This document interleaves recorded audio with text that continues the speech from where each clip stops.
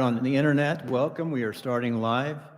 And today we're starting in December 4th is the Redmove event. So today we have in the hot seat District Attorney Chris Hicks, Sparks Mayor candidate Wendi Rawls, and Washoe District 5, it's Katherine Y. And Katherine, how do you see her last name? Yriarte? Yriarte, excellent. So without further ado, today we're going to do a podcast process. Each candidate will have 2 minutes to answer an introduction. Ray Rocha will actually introduce the guest here. Then Ray and I will start 3 questions each for a podcast. The audience will come up, and if you go where Ray is and ask your question, and then each of the candidates can respond to that question. You can ask 1 or 2 questions individually to the candidates. Ray, it's all yours. Take it away. Anyway, before we get started, and I forget, Bill, we didn't bring the flag up. Anybody have a picture of the flag? Ray, we have the flags in front. That's fine. Oh, okay. Greg, you want to lead us in the pledge?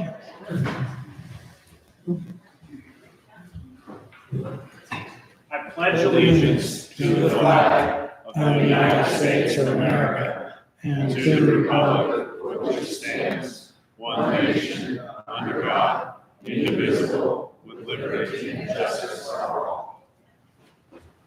Thank you. We do have a flag, but it's downstairs in the radio station.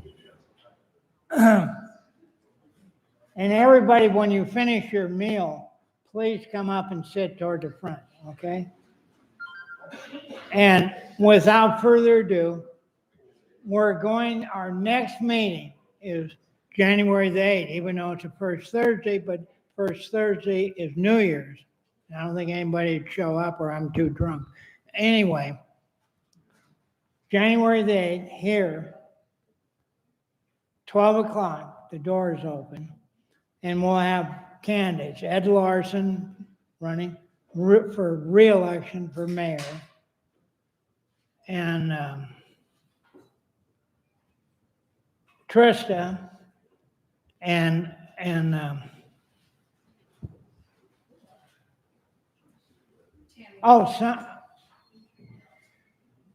Trista and Tammy. Tammy. I'm sorry. Trista Gomez. Anyway. Trista Gomez and Tammy Holt Still will be here on the 8th. Yeah, Tammy, stand up. You're running for 5 county commission. Trista, she's running for 3 county commission, even though she should be in 30, but she's running in 3. I'll never let her forget. Without taking up more time, like I said, we'll be doing January the 8th, and then the next day will be First Friday. And this next month, First Friday is at Famous Dave's. It's always a nice venue there.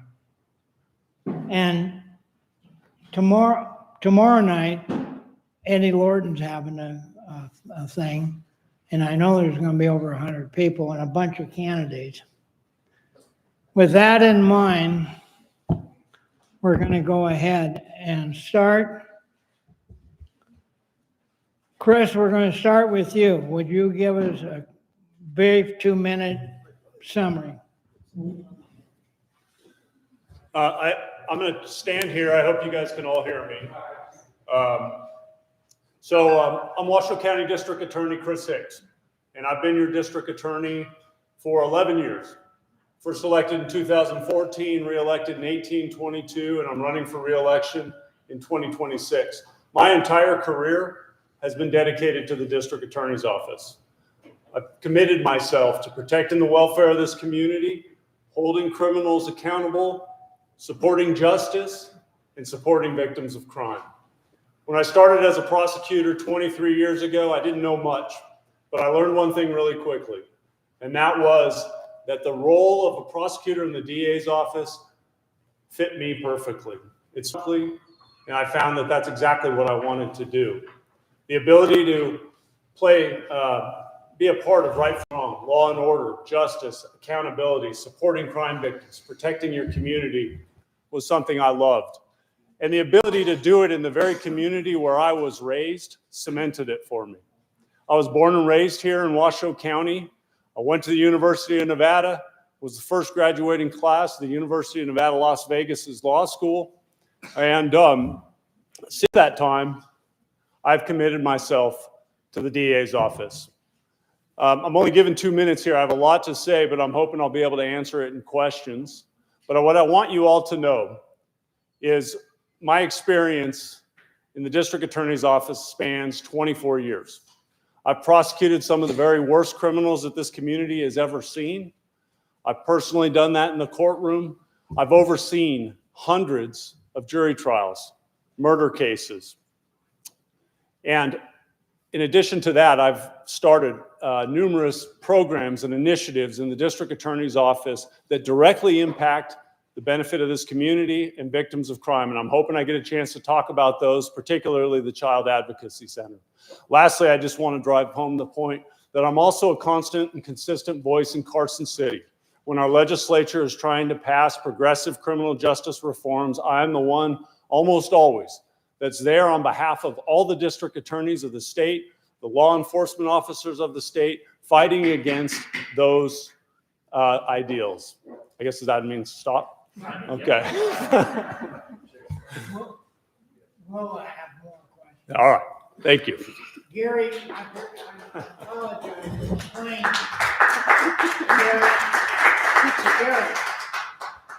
Gary, explain to the audience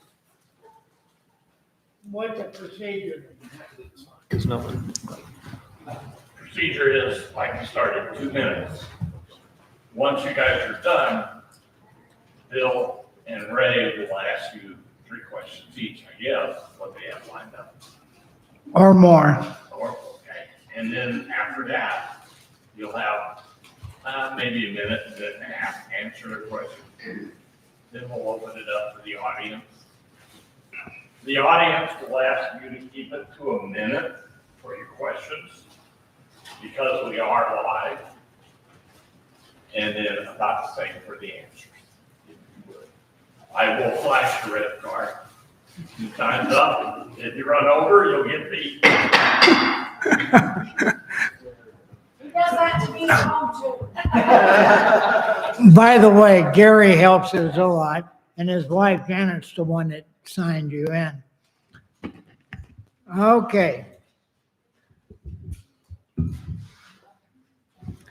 Wendy, do Well, your thing. If Chris is going to stand, I'm going to stand. So there you go. Yeah. My name is Wendi Rawson. Thank you so much for having me here. I'm super excited.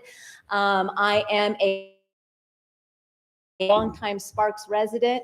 In fact, so far back in Sparks, I went to Diedrichson. I was the first 6th grade graduating class of Jerry Whitehead and went to Sparks Middle School and graduated from Reed High. And I am running for mayor because our community needs a leader who is going to listen and put their needs first. And I'm super excited about being that person to do so. My values are super simple. I am faith, family, and community. As a small business owner, I know how to live within our budget and be able to plan for growth the right way. My goal is to attract new businesses into the many vacant spaces in Sparks. And I'm sure that you have seen that over the course, especially since COVID, how many empty vacant buildings we do have. And so my goal is to really bring and fill in it and attract those new businesses to fill those spots. So I want to strengthen our local economy so that we're not burdening our families. I think that it is time that we stop reacting and we start planning a little better.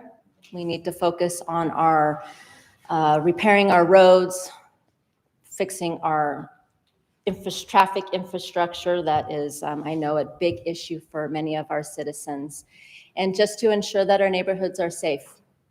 I am one that likes to work with other people in a partnership. I want this position to be a partnership role with our community. Ooh.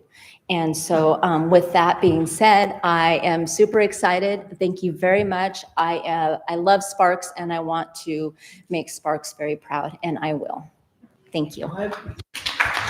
By the way, Wendy, Gary is the one that got the delayed pizza. I know. And he's being nice to you. He didn't cut you off. Okay. Katherine, Yriarte. I said it right. It was really close. Oh gosh, sorry, that was really loud. My apologies. My name is Katherine Yriarte. I have lived in Washoe County since 1986. I moved here with my parents when I was 4. I was the last graduating class of Hug High School in 1999 before they started all the process of moving it and before North Valley's opened. And so I am a small business owner. I've been a lifelong advocate for rural communities. And my husband and I own a horse training business in Rancho Haven, and that's what got me started and interested in running.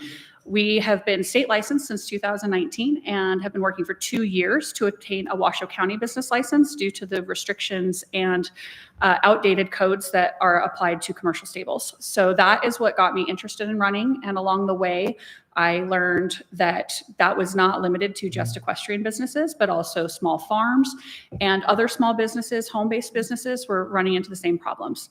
And so that's kind of what got me interested. I've also, in the process, founded the Nevada Equine Council, which is a state-level organization to unify the equestrian community and advocate and legislate for equestrian rights for land use and properties and that sort of thing. My main platforms are really my core priorities include protecting rural spaces and agriculture and small business. Those things I just kind of discussed, making small business easier and more navigable for small business owners to increase the diversify and increase the economy of Washoe County.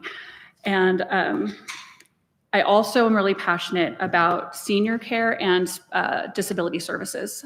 Disability services is very lacking in Washoe County at the county level, and at the state level, it is married to senior services. And I would love to see both of those things improved with additional resources and support for caregivers and families. And I know I'm going to be seeing that sign soon, so I will go ahead and wrap it up early. I look forward to questions. Before Bill and I start asking questions, I want to remind everybody, we are live streaming and the candidates will get comments or questions from the live stream, and that we get within a day or so, several hundred people look at our meetings. So behave yourselves. With that in mind, Bill's going to start with the first question, same one for each one of you. Well, actually, before that, I'd like each of the members to introduce if they have staff here or family or friends. If you could just call out who those folks are, and Chris, we'll start with you. I have no staff here. I do have a friend and somebody that's helping me with my campaign, and that's Greg Baylor to my right. But other than that, I'm here on my own. Very good. And we'll go down the row. Wendi? Yes, thank you. I have my husband, Mike, here with me.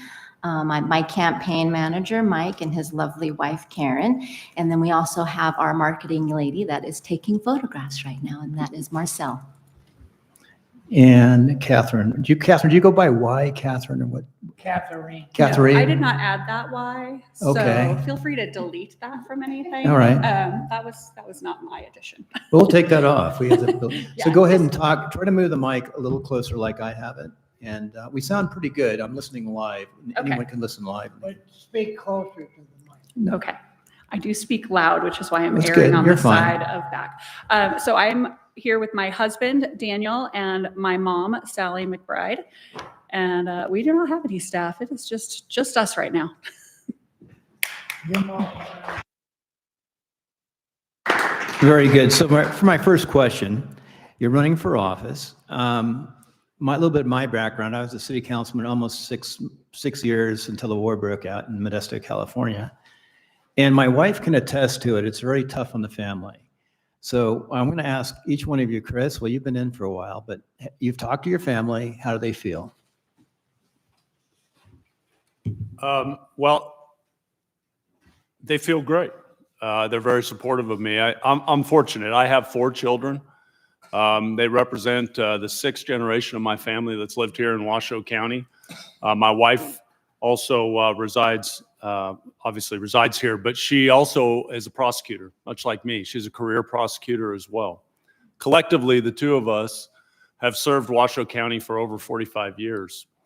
My extended family, who we are also very close and all Renoites, also is very supportive. My dad, rest his soul, he passed away a year and a half ago, but he was also a very dedicated public servant to this community.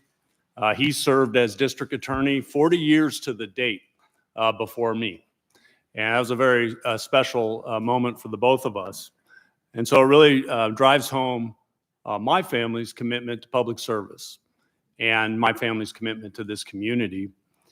So we get the game and we get the hardship of it, but we're all totally on board and ready to hit it hard because I care about this community, I care about this job, and it's very important that you have somebody with my experience, my conviction, my integrity, running the important office of the district attorney's office. Thank you.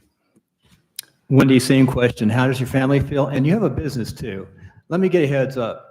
I had a design build construction company. I got out of the military after 9 years, stayed in the Air National Guard, civil engineer, and I lost half my business when I was on city council.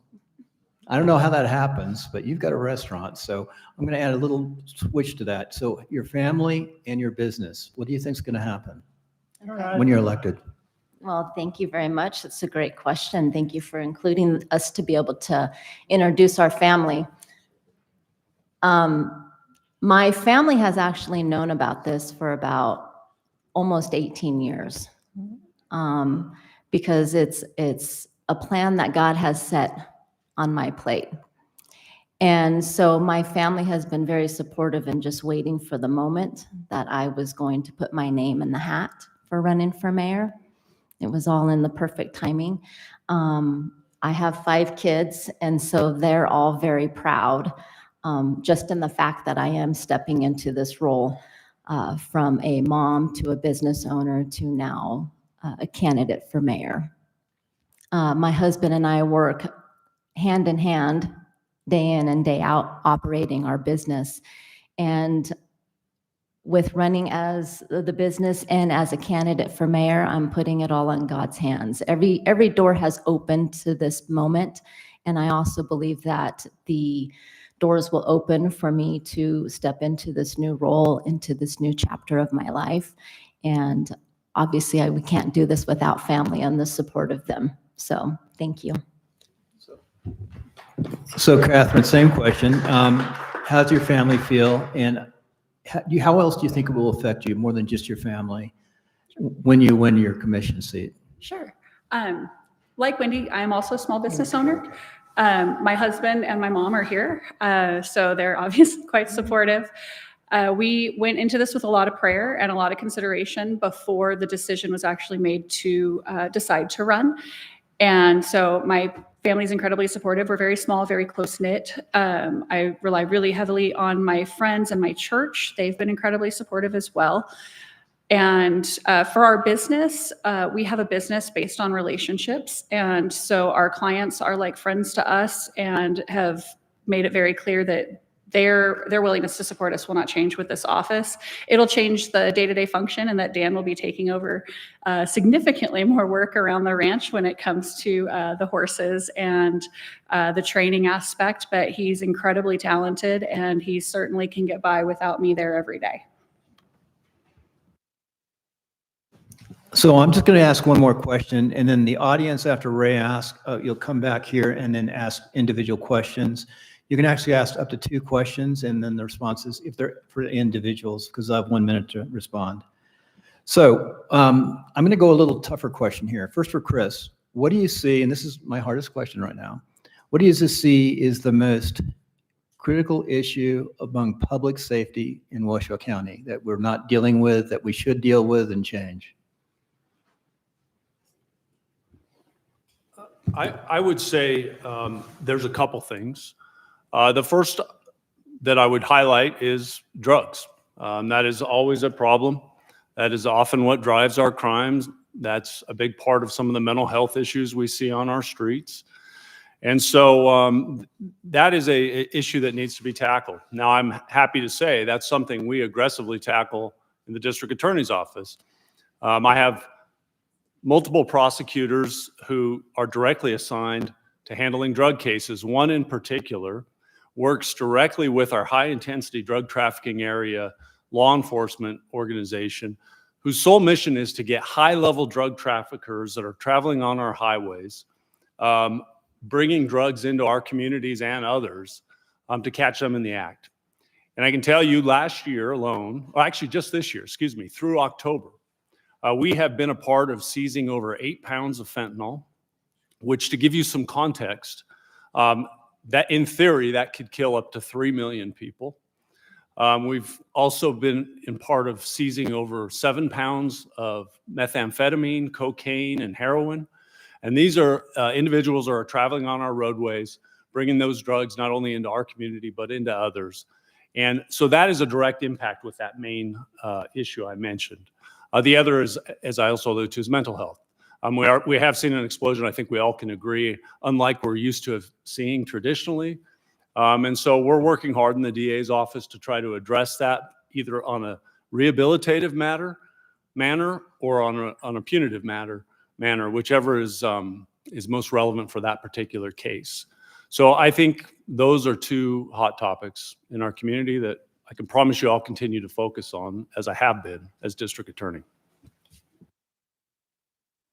So Wendi, you're going to win, become a city council member. I guess you could say city councilwoman or city councilman. You can say all three. But the one issue I see that's a challenge, both with Sparks and Reno, is the homeless issue.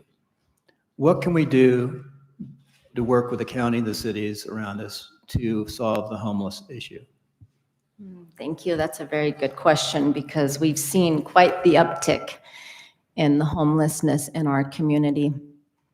And what I know as a citizen is that County, Reno, and Sparks have put together a shelter. They've spent a lot of money putting a shelter together for our homeless. I think one of the unfortunate things is that our homeless has grown to a capacity that almost reflects a mini San Francisco. And that is not the city that I know and the area that I know that our citizens don't want. I think that working with the DA, with our police, and with the state is going to be a really important issue, because we do need to minimize this. We do need to make sure that our community is safe. I miss being able to go downtown Reno for big events because the homeless is so thick and rampant. And as a business owner, I don't know if you deal with that, but as a business owner, we have to be very protective of our customers, because we can't have the homeless sitting around and, you know, urinating and on drugs. You see their mental behavior on display. And so I think that it's really important that we work together, all entities, to be able to make sure that we get the homelessness under control. Thank you. So Katherine, being a commissioner, you're going to deal with a lot of land issues in planning. North Valleys have many, many issues, and it's really critical that we do this right. So what do you see are the biggest problems with North Valley right now, and what can you do to solve those problems? That's Reference land planning. Yeah, that's a loaded question. Let me give you one more warning Sure. real fast. Following up for not so much yourself, but as a commissioner or city council member, you've got trash people donating to you. You got a lot of builders donating to you. You got public employees donating to you, public safety donating to you. You're going to have to balance all those things to make good decisions for planning. Yeah, absolutely. And that is a tough question. The North Valleys is a great example of in my opinion, kind of a reactionary approach towards infrastructure, where we build first, ask questions later about how we're going to make it work. And I would love to see, to improve that, I would love to see builders held more accountable to investing in these communities that they're creating and to ensuring that there is appropriate infrastructure for the population explosion that's being caused. I've also gone out to visit the residents in Gerlach and found that they are desperate for building out there and new homes. And I think incentivizing construction in places where it's needed rather than allowing them to just build wherever, and to continue to pour into the North Valleys, which is already just at the bursting point when it comes to traffic and lack of resources, is a good place to start. Let's redirect some of that infrastructure where it's needed and get the builders and the construction companies to have a little bit more investment and hold them accountable to being part of the solution to improving that process. So before I hand over to Ray, just for the people listening out there, if you go to Redmove on YouTube, just type in Redmove, you'll pull up this live stream and you can pull up all the videos. And just type in Redmove. There's a couple different channels because during COVID, a couple candidates running for governor or someone said things and we actually got pulled down. So as long as you don't talk about things that we get censored on, we're okay. So anybody can go to Redmove or redmove.org. You'll see it on the website. And or Redmove on YouTube and watch it live. Hey, thank you guys. I'm going to go back and work the panel, and we'll probably get some people from the listeners on the outside asking questions at the end if we get time. Ray, it's all yours. Watch out for Ray. Real simple question. Chris, first one. Why are you running again? Thank you. As I started in my opening comments, prosecuting and working in the DA's office and contributing to this community I love so much, it's a calling for me. I've dedicated my whole career to doing this. I'm on my 24th year. And so I want to continue to contribute to the success of this community. I want to continue to protect its welfare. And that's what I've consistently done, starting with when I was a prosecutor, just in the courtroom every day, putting away some of the very worst offenders this county's ever seen. You guys may recall, I prosecuted the James Bila case, got the death penalty against him. The Wilbur Ernesto Martinez murder case, the illegal immigrant from El Salvador who killed 4 people in a 9-day span just a few years ago. Those types of examples are why I do the job. Now, while I'm not in court as much anymore, I still get to run the policies in the office. And those policies are very clear. Hold criminals accountable, protect the welfare of our community, seek justice, and make sure we're taking care of victims of crime. And so those are primary reasons on day-to-day, but why I want to run for DA again. The other is I've been working very closely with Governor Lombardo on clawing back some of the criminal justice reform that happened underneath or during Governor Sisolak's reign as governor. And we were fortunate enough to recently pass his Safe Streets and Neighborhoods Act, which is a very good first step in starting to implement his entire criminal justice policy, of which I'm proud to say I've been helping him with since the day he was elected. And I believe those steps will help to make Nevada safer in general.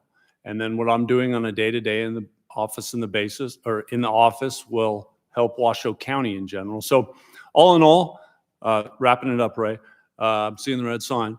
I love this community. My family lives here. My friends live here. My colleagues live here. I want to see it succeed. I'm going to keep doing what I've been doing. Thank you. This is before I get to Wendi. Can you briefly describe the legislation that was just passed and he signed about safety, if you could, please? Absolutely. So it started out as a much larger bill than the one that passed, but that's common in the legislative process. There's always some negotiating and horse trading that goes on. But this particular bill will directly assist victims of crime in our community. I'll give you an example. So if an individual is arrested for committing a crime against somebody and they post bail to get out of custody, when that individual is ultimately convicted, what traditionally happened is that bail money used to go to the court or to the fines and fees that he accrued based on his crime. But the victim was always holding the bag on restitution. that they were entitled to. Now, under this bill, that bail money goes to the victim first. That's just one example of how it helps victims. It helps domestic violence victims by adding additional crimes that qualify as domestic violence. It helps people that are stalked through cyber stalking by creating adding that into the statute. It also increases our DUI laws. So if you're someone that kills somebody while you're driving drunk, you're now subjected to the same type of sentence that a second degree murderer would face. And that should absolutely be the case. So there, I'm missing a few because I'm kind of rushing through it. But what I can tell you is there is direct impacts that will improve public safety. And the last one I wanted to mention is there's also a section that's going to improve retail theft. We've seen the explosion of that in our communities, and this is going to give prosecutors and law enforcement more tools because they scaled back the value that you need to reach under the theft to be charged with a felony to really better combat that explosion of crimes that we're seeing across the country. Now that he signed it, when does the law go in effect? It goes into effect on January 1st. Thank you for the clarification. Wendy, Yes, Ray. why are you running? I am running because our people of the city of Sparks are the greatest asset in Sparks. And I want to run for them. I want to be the great listener that they need. I want to be the person that will make a positive change in our community.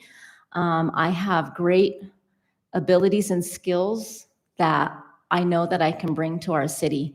And I'm very passionate about our city. I'm very passionate about our community.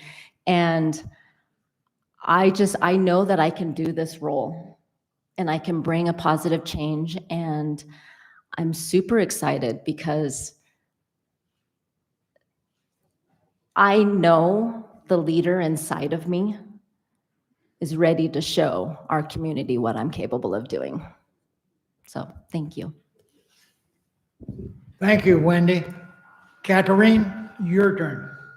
Same question? Why are you running? Oh, okay. Yeah, so I briefly covered this in the opening. For me, it became very personal after addressing the code issues. The longer that I've been digging into that, the more I found more and more issues for other neighbors. And I realized if not me, then who? Somebody has to call it out and be a part of the solution. It's one thing to say this isn't working, and it's another thing to step up and say, I'll be part of fixing it. And so I made the decision that I would make that effort. And I feel like I'm going to kind of reiterate a lot of what I said earlier, so I don't want to be too repetitive. And just speaking with people that needed their voices heard. It's important to me to feel like every voice is heard in this county. It is not as a commissioner, I'm not there to represent my personal interests. I have my own things that I'm passionate about. But ultimately, as a commissioner, my responsibility is to represent each individual resident of District 5.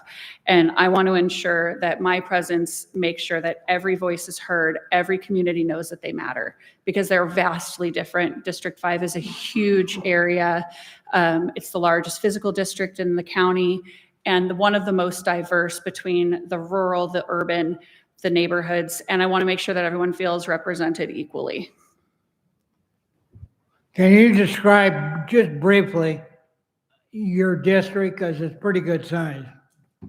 Yeah, District 5 encompasses over 5,000 square miles of Washoe County, and it goes from the west in Mogul, West Verdi, Somerset, up through the North Valleys around West Reno, all of the North Valleys, the northern portion of Sun Valley, around Spanish Springs, out all the way east to Wadsworth, and north to Oregon, everything in between. It is a very large You'll district. do a lot of traveling. Yes. Chris, back to you. What are your goals this next term, what you want to accomplish? Well, there's many. The first is I want to continue to build off some of the impressive programs we've done thus far. I did ask for an opportunity to talk about our Child Advocacy Center, so I'm going to touch on that because that is one that I'm always putting a top priority into its success. We opened the Child Advocacy Center the year I got elected, and it's an award-winning, nationally accredited facility that has revolutionized the way child physical and sexual abuse cases are investigated and prosecuted in Washoe County. Child victims are no longer subjected to multiple interviews about what happened to them in multiple locations where they're re-traumatized over and over and over again. Now, when a child discloses some kind of abuse, they come to the Child Advocacy Center. It's a child-friendly home environment. They are interviewed one time by a forensically trained interviewer while prosecutors and law enforcement collaborate behind the scenes, listening to the interview to build the best case possible. And what we've seen there, also I'll say at that facility, we have medical so that the children can have medical assessments, again, in a child-friendly environment, and we provide free counseling so they can start their pathway to recovery as victims right there and then. What we've seen as a result in those 11 years since I was elected is we've sought and received over 300 life sentences against child sexual predators in this community. We've gotten over 40 this year. And I can tell you, as a prosecutor my whole career, these kind of numbers were not happening before we opened this facility. So it really shows how successful it can be, and we've helped thousands of children. So programs like that, programs like my Northern Nevada Organized Retail Crime Association, things like that, I want to keep building on those, keep serving the community. And lastly, as I said, I want to keep working with Governor Lombardo and continuing to add common sense, tough on crime legislation. More drill down in our community. I want to shift a focus more to elder exploitation. We've seen a decrease in some crimes in our community, but we've seen an increase there. And I think that requires concerted effort of education and then deterrence and enforcement. And so that's something I'm really going to focus on when I'm reelected. Chris, your wife is a prosecutor. What does she specialize in? So my wife is one of our best prosecutors. Yeah, she's a tough lady. There's no joking around when I say she's my better half. But for years, she actually, both of us, hand in hand, developed that Child Advocacy Center. She was the executive director. She prosecuted many of those 300 life sentences I mentioned. She then transitioned from there and handled major crimes for the last few years on our major violator team, prosecuting some of our most serious homicides. And now she oversees our specialty court program, which is a very important program because there are some people in our system, it's not all about prison. There are some people who are low-level offenders who are wrapped up in maybe mental health issues or substance abuse issues, and it is important to rehabilitate. And so I've embraced the specialty court model, provided it is the right defendant and there is accountability there, and we're doing that. So we have 7 specialty courts, a veterans court, a mental health court, a drug court, and the focus of that is to incentivize the individuals who've lost their way to get back on track, become successful human beings again. So we're not dealing with them in the criminal justice system. So she's overseeing that department in my office right now. And yeah, this is our livelihood, both of us working in the DA's office. Thank you. Thank you. Wendi, same question. What are your goals? Thank you, Ray. One of my goals is definitely build up our small businesses, right? If we start building up our small businesses back into Sparks, what does that do? That brings in more tax revenue for the city. And we got to get rid of these empty vacant buildings, like I said in my opening. It's super important. I'm not about raising sales tax or fees. So I just think that this is a good revenue that we can bring into our city. Small businesses and also putting more people to work. I think that's super important. That is one of my goals. My other goal is I have a heart for downtown Reno, or Sparks, sorry. Downtown Sparks. Downtown Sparks, obviously our business is downtown Sparks. And growing up here, I have seen firsthand how beautiful it can be when we have thriving events going on down there. And with my business being there, it's fun to get to see people walking and enjoying our area. And right now, our downtown Sparks has an identity crisis, and we really got to fix this. And my heart really is in fixing downtown Sparks, as well as bring in more small businesses. Thank you, Wendy. Thank you, Ray. Katherine, same question. What are your goals? Thank you. So for me, my core priorities really revolve around empowering small businesses and home-based businesses in particular, because we do have such a rural community. There's a lot of ability to grow there when it comes to ranches and agriculture, farming. I'd love to see more of that developed and not so much red tape to accomplish, as I've experienced firsthand. Additionally, infrastructure is obviously always going to be a hot topic when you're talking about the North Valleys and the traffic and the explosive growth. So as we spoke about earlier, having less of a reactionary model and more accountability on the part of the developers to ensure that there is infrastructure available to keep everyone safe and to provide for the residents of those areas. And my other one that's very personal for me is seniors and those with disabilities. My mom lives with us full time, and I'd like that to be an option for more families, to have multi-generational families, to have more independent living. My dad is 85 and he wants his independence, so he lives in an independent senior living facility in West Reno. And that was a choice that he made, that he wanted for himself. And I want to ensure that that is still possible, that he can get the transportation he needs, get the care that he needs in a quality facility, and that it's not cost prohibitive. That will also go towards addressing a lot of the housing issues to ensure our seniors are well taken care of. Seniors and the disabled, I feel like, are a very forgotten minority in a lot of cases. My best friend's daughter has Down syndrome, and I've seen the battle that she has with addressing her disabilities and getting the resources that she needs. And I would like to see an increase in those resources accessible at the county level. There's very limited resources at the county level for disabilities, and I would love to see that improved and to ensure that everyone can be treated with dignity and respect to live out the life that they choose into old age. Thank you. Chris, back to you. You have a lot of goals. How are you going to accomplish them? What are some of the mechanics? Yeah, so, we have to be creative in the DA's office because we have a limited budget.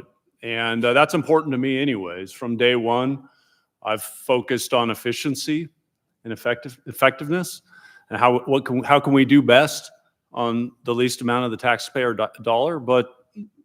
And that's a good thing we do that because it's sparse. But what I will tell you is we're constantly looking at upgrading technology. I've shifted to technology that helps us transfer, efficiently get the cases from law enforcement, efficiently maintain them. My office was the first in the county to go paperless. You can imagine a law firm with 77 lawyers, how much paper we had. But the savings actually from our paperless initiative is $250,000 a year in supplies and personnel. So, you look at ways to be creative. On top of that, I've really began to shift to more specialized prosecutions. So I mentioned my drug trafficking prosecutor. I have a prosecutor that handles sexual trafficking cases. I have a prosecutor that specifically handles DUI training for all our law enforcement across the state. And those are all federally funded. So those are grants I've sought that is money outside of Washoe County. So I'm going to be creative in all those ways to get the most bang for our buck. But what it really boils down to is just smart on crime, common sense enforcement. And that's what we've done to make sure we're able to hold criminals accountable whenever they come to the office. And we're doing that. I'm quite proud of it. Thanks. Thank you, Chris. Wendy, how are you going to accomplish your goals? What are you going to do to get Sparks turned around downtown? Thank you, Ray. Great question. My campaign is unifying leadership. It's one of my greatest strong suits about me and what I can do. And unifying, like this is going to be a change for people when I come into my new position, right? So I'm going to have to be able to build that relationship within our city, our leaders, neighboring city, county, state.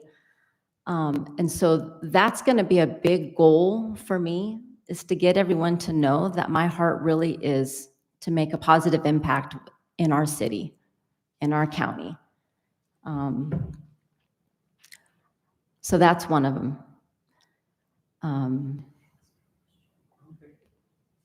Yeah, thank you.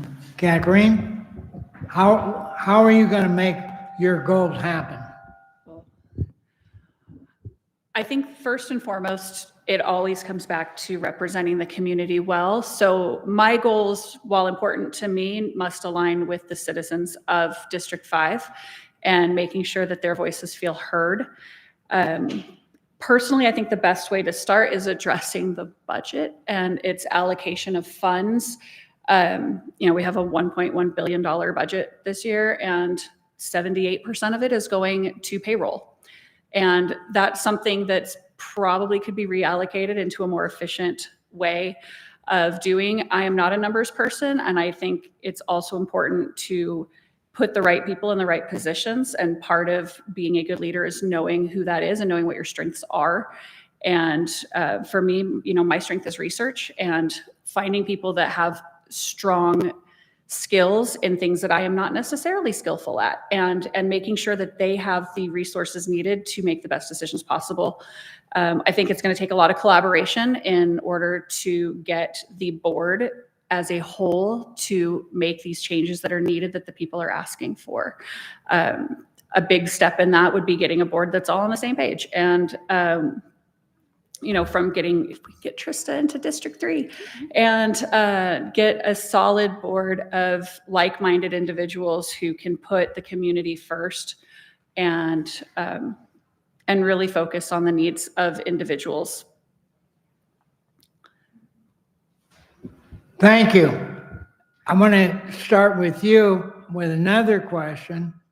How do you feel and how do you address the CARES campus, which is now under the county, not the city? I saw this question coming.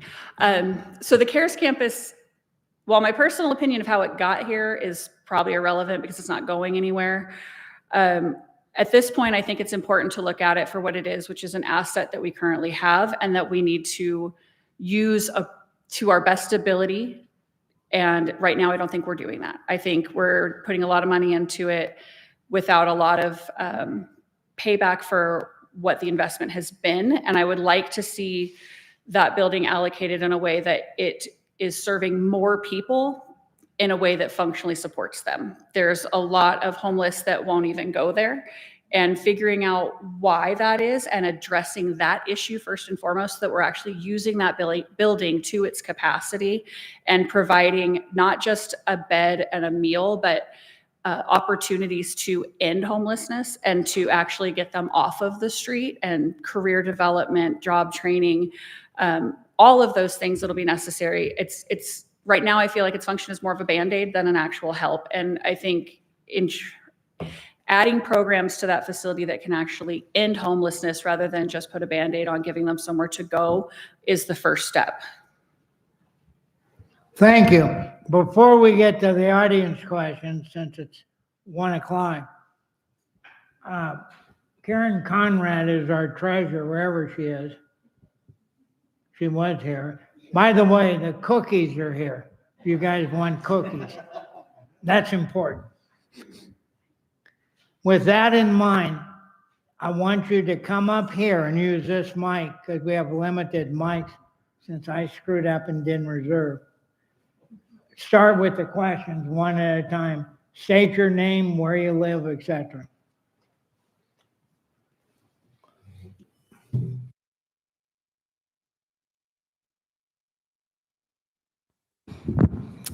Nicholas St. John, I live in Reno. I have two questions for the DA. The first one is, there's been a growing animosity between those who are elected officials and the public. And I've encountered it a number of times asking a simple question, and the county commissioners, we run into the same thing with the school board as well as the board of trustees for the library. Even if we ask them a question that they can answer yes or no, they refuse to respond to us at all. Now, I understand that there's in a statute that you can't deliberate, but asking a yes or no question is not deliberating. And I wanted to get your feedback on how we can better bring that down to more civil interaction between the citizens and those that serve us. Yeah, I recall talking with you about this last time I saw you. And I think what I suggested then is, I guess all of this is a little bit outside of my role as DA. But I'm happy to give my input. But just for everybody's edification, as the DA, I am also the lawyer for all of Washoe County. Now, of course, I don't handle that all myself. I have a bunch of lawyers and staff that help me with that. And we give them objective, independent legal advice that they are allowed to act on whichever way they want. Now, in terms of just good old-fashioned, we're all human beings. I feel like I mentioned that maybe when there was a change with the county management, for example, that's what I told you last time, is that it might be a good opportunity to try to maybe start bringing in discussions with folks so it gets a little easier and a little less uncomfortable, maybe outside of the commission chambers. But beyond that, each person on these boards are their own independent human beings and some of them are elected. And, I don't have a lot of control, on how they choose to act, but I always am of the mindset that a handshake and a smile, no matter who it is often a good start. So I don't know if that answered your question, but I'm looking forward to your next one. My second question is, we have, according to the Nevada statutes, we have a grand jury impaneled here in this county. My question to you is, what is your stand on citizens bringing issues to the grand jury? So the grand jury is impaneled by the district court, and it's managed and ran by the district court. And so the district court is the entity that makes the decisions on whether or not there will be a grand jury investigation or a grand jury impaneled for presentation of cases. My office presents to the grand jury on a monthly basis, and we typically do that on the types of cases that are very specialized, or perhaps it's a child victim and we don't want to have to draw them into the courtroom yet. And there's secret proceedings, and so sometimes there's some benefits there. In terms of citizens actually presenting to the grand jury, I've not seen that in my time. And I don't know that the district court would have an appetite for that unless it was under very specific constraints. I'm not sure if you've talked to them or their court administrator, but that is an entity that's ran by them. I do think it's a very valuable tool for the DA's office, and I enjoy the fact that we get to use it. Well, according to a 1992 ruling that Scalia had, and he delineated and kind of reset the standard for grand jury, his indication was that the presiding judge had no say as to whether a grand jury could or could not see something brought to them by a citizen.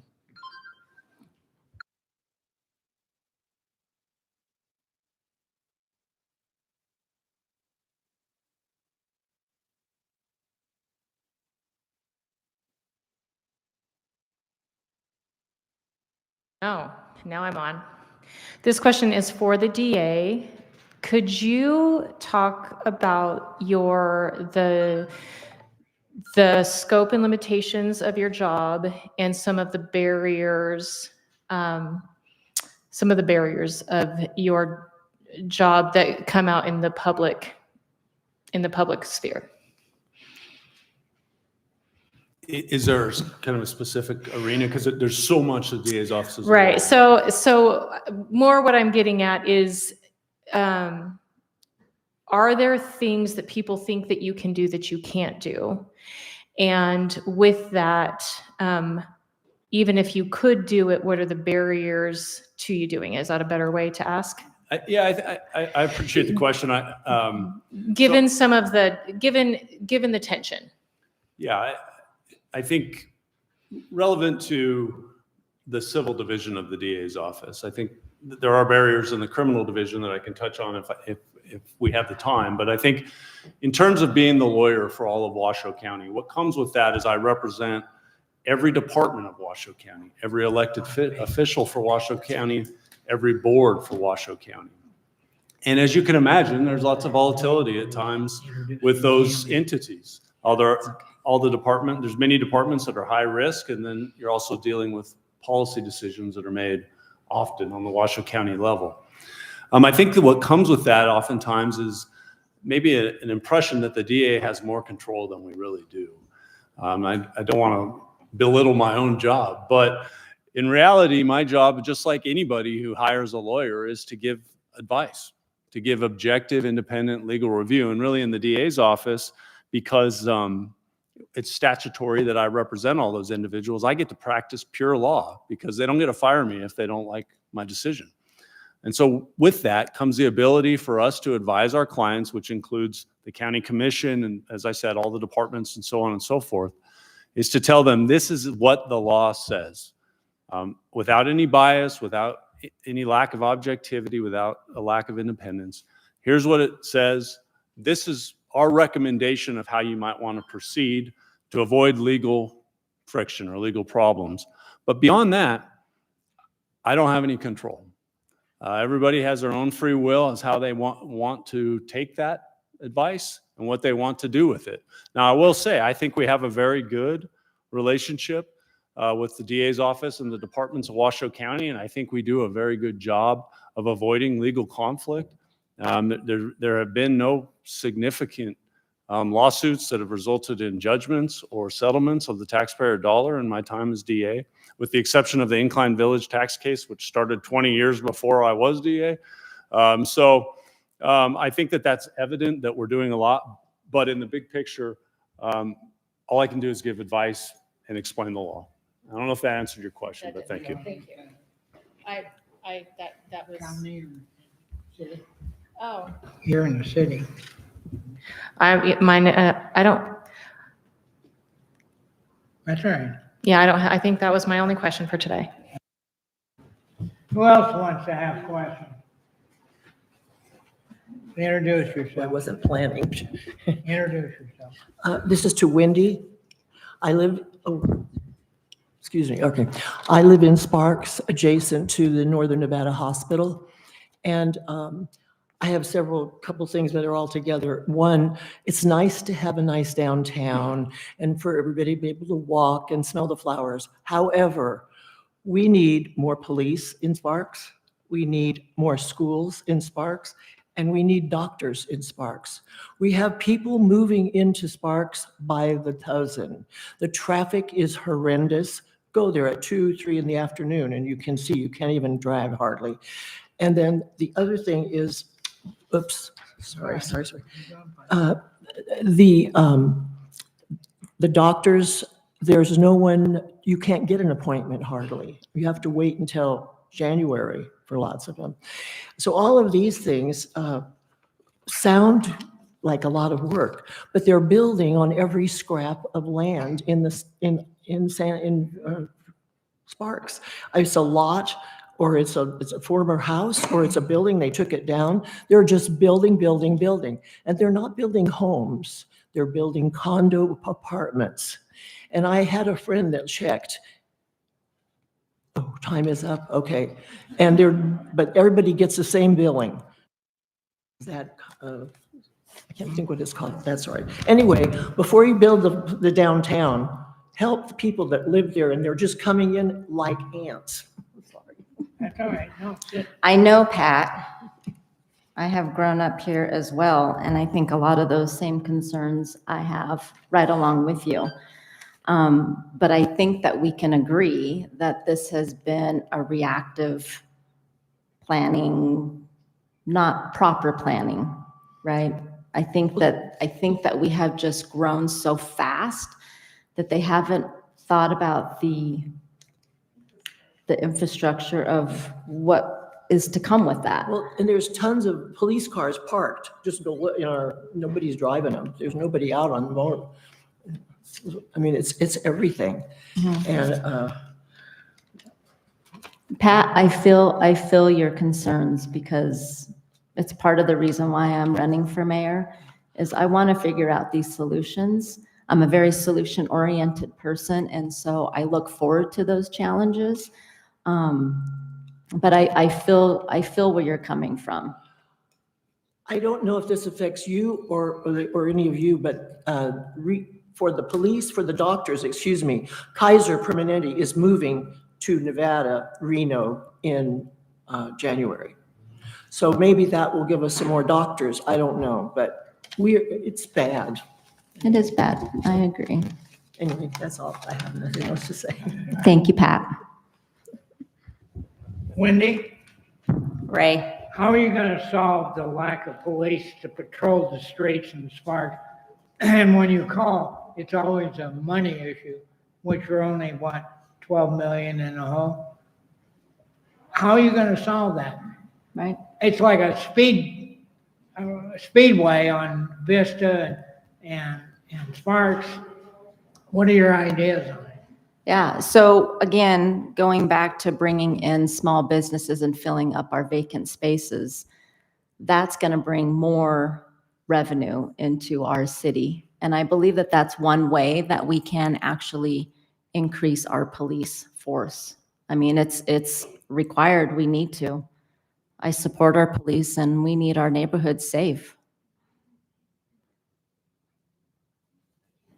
Thank you. Thank you. Katherine, how are you going to address all the growth, even though the city has a lot of it, since we're out of land until we get them to expand for Sparks? Most of the growth is out in the North Valley, north of there. How are you going to control it with the developers since we changed how we approach developers a few years ago? That there's no penalty for not having, before they're approved, to having infrastructure done by them, including schools. That's a great question. I wish I could say I have like a pat answer, like this is the solution that I have, but it's going to take the entire board to agree. Me personally, if I could solve it myself without requiring a team decision from the entire board, I would lean towards, as I said earlier, requiring more buy-in on the part of the developers. And I do think that that's possible, and it's getting a board together that will vote for that. But to ensure that the developers do have a requirement to be financially responsible for some of that infrastructure that we need. And also, I think part of it is recognizing places where development is wanted and needed, such as Gerlach. They would love a new affordable housing development, but no one's willing to go out there. And so I think redirecting some of those resources where they're wanted and needed, rather than approving just because there happens to be some land that we could build on, doesn't necessarily mean it's the best place for it. And that's something that we're seeing in like the Red Rock and area with the Silver Knolls development, that, you know, it's been trying to go through for years and they can't find water, they can't figure out sewer, they can't figure out so many infrastructural issues. And so rather than continuing to perpetually push this development along, what if we said, let's put it on hold till you solve that problem and put the development where we need it, which is where residents are actually asking for more development. Thank you. And now Janet Butcher. Janet Butcher, and my question's for DA Hicks. Not too long ago, just within the last couple of months, there was a volunteer at the VA memorial that was bludgeoned to death. And we have not heard anything other than the man's name and that he was from Oregon.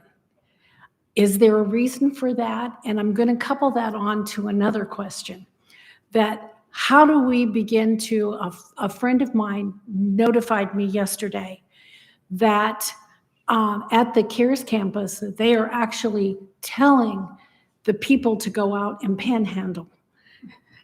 And we all know panhandling is against the law. And now we're even beginning to see it out in Spanish Springs. So anyway, it's a two-part question. Thank you. So for the first question, that is one of the most horrific and saddening cases that I've seen in a while, and I've seen a lot. We charged that individual with first-degree murder as soon as we could, and he has a pending. The process starts now. What I can tell you is the DA's office is not wavering whatsoever in our commitment to prosecuting that guy to the full extent of the law. This is a tremendously tragic case. Now, in terms of the information that's out there, that's another helpful thing for me to explain to the public. The public often gets frustrated because they're not hearing what's going on. And as the DA, I actually have ethical rules that say I'm not allowed to talk about a case I'm currently prosecuting. And the reason is you're not allowed to share, the language is extrajudicial comments about the accused that might interfere with their fair trial. So I can't really tell you anything. All that to say, I can't really tell you anything. Curious why it was here. Other than I can tell you that the case is moving through the system as it should, and with it being a priority in my office, I've assigned it to one of my very best prosecutors who's on my major violator team. Oh, and the other question. I had not heard of the advised panhandling. That's a difficult one to answer. That's disappointing to hear. Well, I think law enforcement is always the first step. When there's a crime being committed, anywhere at any level, law enforcement is the entity you go to. And as you all know, I work very closely with law enforcement, but they do the first step, I do the second step. And so my advice is reporting of it, and hopefully that we can get some resolution that will equate to deterrence. Okay, thank you. Yeah, thank you. Do you guys, Ray, I'm going to ask a question came in from the audience, but through the text. Chris, are you contemplating changing your charging standards to allow more plea bargaining to reduce the load on our courts? No, but I appreciate the question because it gives me an opportunity to explain our charging and plea bargaining standards, because they're often discussed publicly and there's misrepresentations as to what it is. The first thing I would say, it's two components, charging and plea bargaining. And this is what drives the decisions of my prosecutors in my office every day in ensuring that we're getting accountability on crimes. Who here in this room agrees that nobody should be formally charged with a crime unless I have enough evidence to prove it? Is there anybody that disagrees with that? Well, that's part A. That's what they stand for.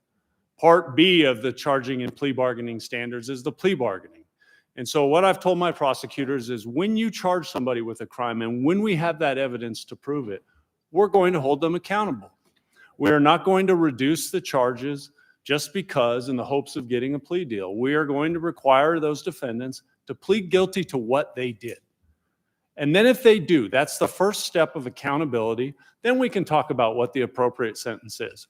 So to the larger question, yes, there was an explosion of jury trials in the last couple of years in Washoe County. I'm actually proud of how many trials we do because it shows that we're holding people accountable.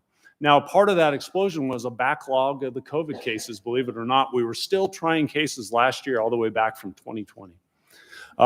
But the number has gone down a little bit this year. We're right at about 50 jury trials. And I think the message is getting sent to the criminal defense attorneys and to the defendants themselves. Like, look, this DA's office is going to hold you accountable. Come in and admit what you did. And if you don't want to, we'll go to trial and we'll prove it. But, and then, if you want to come in and admit what you did and take accountability for your actions, then we'll talk about what the appropriate outcome is, which, as I said earlier, can be diversion court, can be probation, can be prison. But we are no longer in the business of just reducing charges just because, like so many DA's offices do. So yes, I'm not planning on changing it. I think it is a sound model. It is the same model recommended by the Department of Justice, the National District Attorneys Association, the American Bar Association. It is the best practice for prosecuting. Thank you. Hi, DA Hicks. So I want to thank you for supporting the Republican Women of Reno with our 75th gala. I have a beautiful picture of you and your wife that I would like to share with you. Okay. But my question for you is, Wes Duncan has agreed to a debate. Would you agree to debate Wes Duncan? I would be happy to talk to Wes Duncan. We plan to have you do that. A debate. And I appreciate the question because it is important to talk about. I know he's come here and talked about me. I think you all know who Wes Duncan is. I know him well. In fact, I offered him a job after he lost to Attorney General Aaron Ford, the most progressive prosecutor in the history of the state of Nevada. But the thing I want to say about Wes Duncan, and we can hash this out more when we debate someday, is there couldn't be more distinction between the two of us. I laid out to all of you my career, my history, what I've done for 24 years for this community, the hundreds of cases I've overseen, the hundreds of murders I've overseen, the serious cases I've prosecuted, the work I've done with the governor's office, the work I've done for crime victims' kids. If you compare my record as DA versus what he's done, there's no comparison, none whatsoever. He worked in the DA's office for 1.5 years. I've worked there for 24 years. He's prosecuted 1 jury trial. I've overseen hundreds. He jumps from one job opportunity to the next. I've stayed in the office my entire career. I'll give you one last fact, because I don't believe in slinging mud. I don't like gutter politics, but I do believe in facts. That's what I deal with every day. In the 11 years that I've been district attorney, doing everything I've told you about, fighting for justice, victims, kids, the community, he's held 7 different jobs. In almost nearly that same time, he's ran for 5 political offices. Assembly twice in Las Vegas, Attorney General again out of Las Vegas, and then he came up here and he ran for Sparks City Attorney. He won just last year, and he swore an oath to the citizens of of Sparks. I will faithfully serve as your Sparks City Attorney for the next 4 years. And within 4 months, he announced he's running for DA. That is who Wes Duncan is. And the idea of swapping out my experience for his inexperience, my conviction for his instability, a career prosecutor for a career politician, makes 0 sense to me, and I hope it makes 0 sense to all of you. Thank you. Wendi. Okay, go ahead. Wendi, go ahead. Yeah, Wendi. I'm a resident of Sparks. Charlene Bybee said that she would raise property taxes to address the deficit in the budget in Sparks. What do you think about that, and what is your approach to balancing our budget? Yes, well, I'm sure that you know then that we have to take that to the legislature, then to the voters, and it's going to be a little while before that even happens. I am actively looking into the facts of this. What I do know is that by resetting the property tax, I do know that we could get billions of dollars into our state. And I believe it's like 70-something million dollars comes to Washoe County.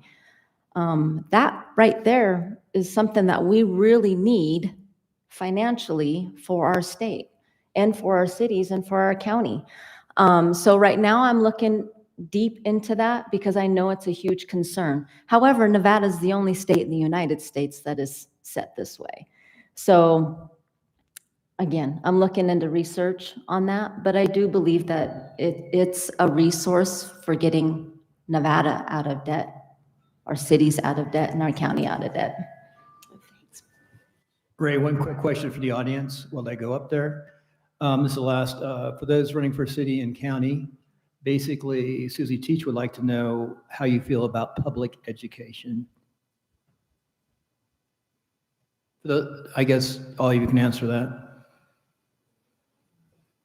I don't know if that's directed towards the DA, but I am a big supporter of public education. As I said, I have four kids all in this community. And I will say, to go back to the governor's crime bill, there was a provision that's going to make our schools safer.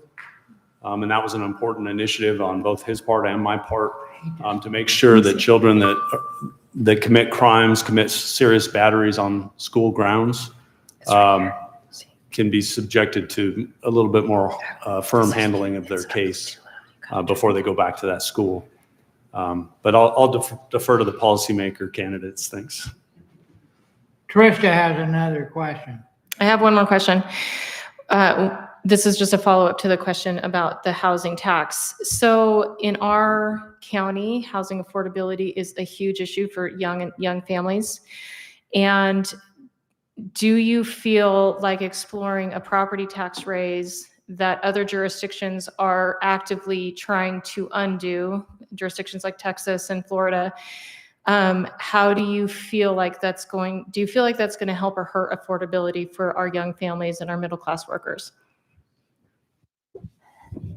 Thank you, Trista. That's a very good question. You know, I think affordability is nationwide right now, right? And as a business owner, we have felt the hit of the economy. And it's sad that our kids can't afford houses right now. We have our own children that can't even afford their own apartment or their own house, and not even sure that they'll ever be able to buy a house. So it's a big concern for a lot of citizens. It really is. And I think that there's ways that we can restructure just a little bit so that there's some benefits either to the elders, to the younger first-time home buyers. I'm sure there's something that we can do, that we can work on. But again, this is an issue that's going to have to go through the legislation. It's going to have to get passed through the voters. It's going to be a process. But affordability is a big issue for our citizens. Thank you. Okay, next, I'll start with Katherine, and then each of you go down the line. This is called a rapid fire. Boom, boom, boom. What's your parting comments?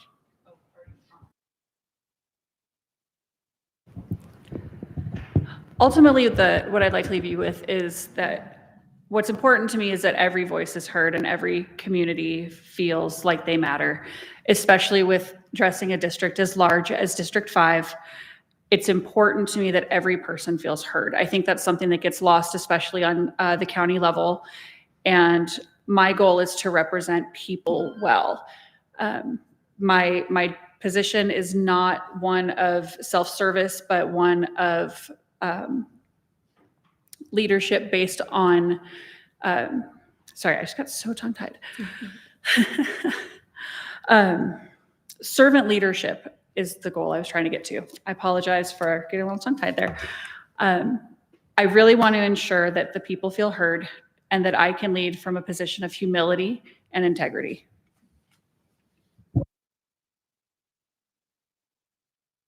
Thank you guys so much for having me. This is a great experience and really gets my knowledge and questions and strength out there, because I have so much to learn and I'm super excited.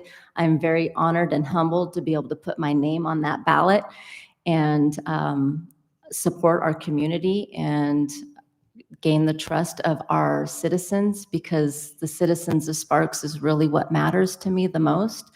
And as a business owner, I support our small businesses and I want to see a thriving, successful city. And so I'm just very honored, and I do ask for your guys' vote and support. I have some information on the back table with my cell phone number if anyone wants to call and talk to me further in regards to your concerns as a Sparks citizen. I am here to listen and to be an advocate and to be a voice for our residents. So thank you. Chris? Yeah, I'll close with this. The Washoe County District Attorney's Office has had a long tenure of great service to this community, starting all the way back when my father did it, through my former boss, Dick Gamick, who's a big supporter of mine, and through me. There's reasons you haven't seen us at these kind of events, there's reasons why there haven't been races. And that's because I've been running the office well. If you expect your DA to have the highest level of integrity, if you expect your DA to follow the law and to seek justice in every instance, even when it's not the decision you want to make, and if you expect your DA to hold offenders accountable firmly, then I'm your person. If you expect someone who's going to fight for this state and who's law and order through and through, I've demonstrated that for 24 years. And I have the roots here, the love for this community, and you'll continue to get that quality service. So I ask for your support as well and ask for your vote and appreciate your time. Thank you. Thank you to all three of you. You all did a great job. And the next meeting is January the 8th here. And I apologize, Tammy, that I had brain freeze about who's speaking next time. And in the future, we'll have another candidate, Katherine Taylor, for Reno, because we had Eddie speak. But we're going to start our debates in April or May. And there's going to be several debates.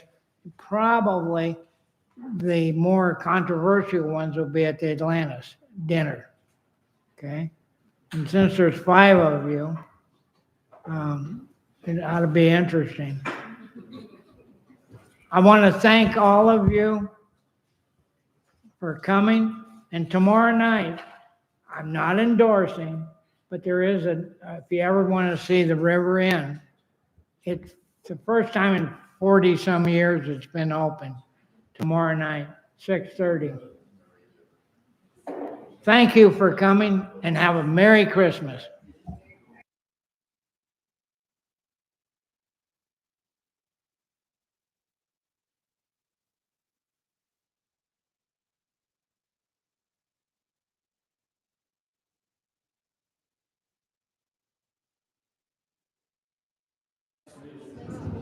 If the candidates will stay, if you have questions, come up and ask them. You guys have a few minutes.